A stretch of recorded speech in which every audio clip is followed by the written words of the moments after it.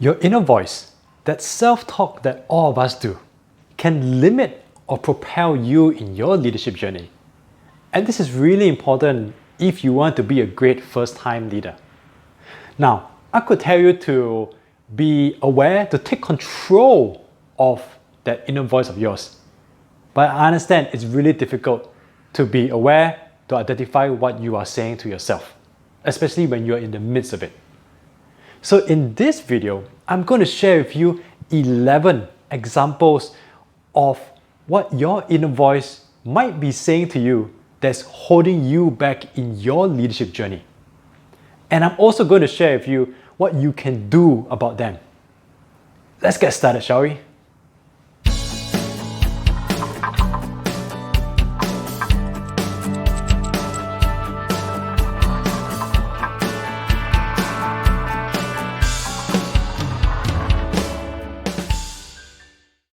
This video is based off Principle 17, What's Holding You Back. Principle 17 is part of the 30 principles of first-time leadership, that unique combination of traits that allow you to be an excellent and a successful first-time leader. If you want to get your hands on these 30 principles, there's a link in the description below. Just click on it. Hi, I'm Daniel from First Time Leadership. Let's start off with example number 1. Negativity from the people that you see as leaders. When you are new to leadership and you're just starting off in your leadership journey, anyone that you see who's in a formally appointed position as a manager, you're going to regard that person as a leader.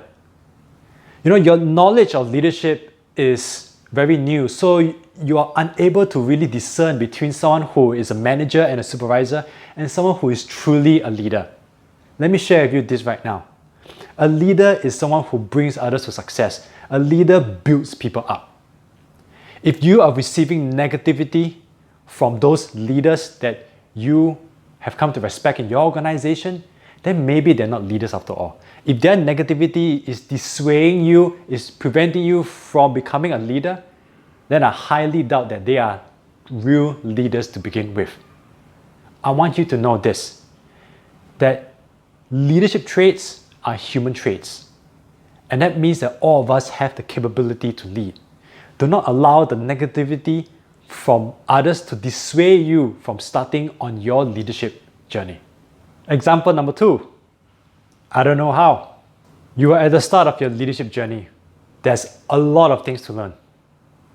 There's so much to learn, in fact, that your actual ability to lead, there's such a big gap between what you expect yourself to be able to do. Here's the thing that I'm going to share with you. There is no one single leader that I've spoken with who have never said the word "I don't know how" to themselves. Every single leader will come across situations, even myself, where we just think to ourselves, I don't know how. Here's the thing. Nobody expects you to have all the answers, but they expect you to go find out. So your job as a leader is, when you face with the situation of I don't know how, is to go find out, find the answers so that you can come back and lead your team forward. Example number 3, who am I to do this? This is something that I can relate very well. I never had the opportunity to formally lead a team when I was in the corporate sector. And so when I started first time leadership, I asked myself, who am I to do this? With the benefit of hindsight, I will say this to you. Who are you not to? You see, when I was asking myself, who am I to do this? All I could see were the unknowns that lay in front of me. And I could only see the next step. And you know what? That's all I did. I just took the next step forward, however small it was. And eventually, the next step appeared. And I took it. And the next, and so on and so forth. Eventually, I got to a point where I thought to myself, I can do this. So I say to you this, you might see a lot of unknowns in your own leadership journey, but I ask you to just take that next step, however small that step is. And eventually you will get to a point whereby you can say to yourself, I can do this. Example number 4, fear of failure. There's always an element of risk when it comes to being a leader. After all, When you are a leader, you are sailing into uncharted waters. You're asking people to go along with you. Here's the thing. When you come across leadership situations, you need to ask yourself, have you done everything reasonably possible to make the best decisions, to take the right action, and to say the appropriate words? If you have, then a mistake is a mistake. And we're all going to make mistakes as leaders. No one is perfect. The key is when you make a mistake, when you come across failure, you learn from it. And when you're able to learn from it, you can improve. And so don't have to be afraid of failure. It happens to everyone. The key for you is to learn from it and be a better leader as a result. Example number 5, senior management who don't have the vision and can't see the potential in others. When you see or notice a lack of leadership, vision, or the potential to identify and develop people in your organization, it might frustrate and demotivate you from wanting to lead. I can understand that. Let me share with you my perspective. We can't change how other people are going to lead, how your senior ranks in the organization is going to lead, right? We can't change that. But we can change how we are going to lead. Your senior management might not be the leaders that you have wanted, but you can be the leader that other people have always wanted. I want you to think about that for a while. Example number 6. If I were to lead, I would make enemies. Nobody is ever going to be liked by everyone. When you choose to lead, you choose to stand out. Some people are going to approve of how you lead, other people will not.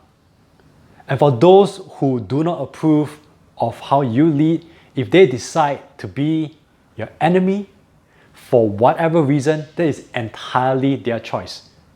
What you need to remind yourself is that when you are leading, are you leading for the greater good? If you are, then focus on the people that you are impacting positively and not on the people who are negative about your success. Example number 7, senior management isn't giving me a chance. In a team, there can be only one formally appointed manager, but there can be many leaders. You can start being a leader in the work that you do right now, and you do not need to seek approval from senior management to do so. If you feel that senior management hasn't given you a chance, I want you to ask yourself this question. Have I shown the leadership abilities that I have to bring people to success and to deliver results?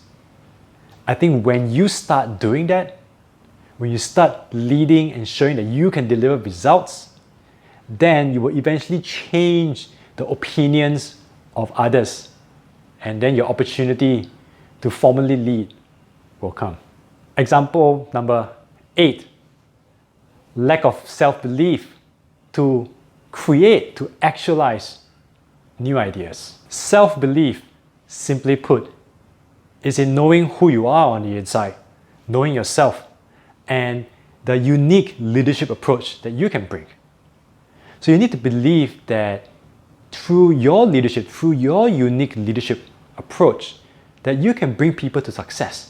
Because people, in many times, do need the help to transform their ideas and vision into reality. You may not be able to see every single step along the way, but you need to believe in yourself, in your ability to see and take action on the next step, however small that step might be. That's all you need to do. Take people to the next step. Example number 9, lack of self-confidence. Self-confidence is how we project ourselves to the world. And it comes from overcoming challenges, improving our skills and knowledge. Here's the thing, self-confidence can be learned.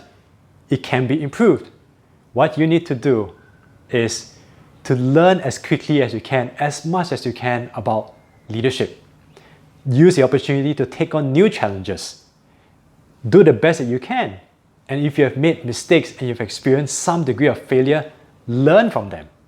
The key is, the more experiences you have as a leader, the more confident you will eventually become. Example number 10, procrastination. Don't be like most people and wait until you're formally promoted to lead a team and then you start figuring out how to lead. Start learning how to lead now. When you learn how to lead in your own work, then the transition to learning how to lead a team in their work becomes a lot easier. Leadership is one of those things whereby the sooner you start, the better you become. And that's what you need to do. Don't procrastinate, start now. Example number 11, fear of commitment. Leadership means responsibilities and commitment. Commitment is required because you have to walk on your leadership journey. Be a better leader along the way, despite all the mistakes and failures that you are going to face.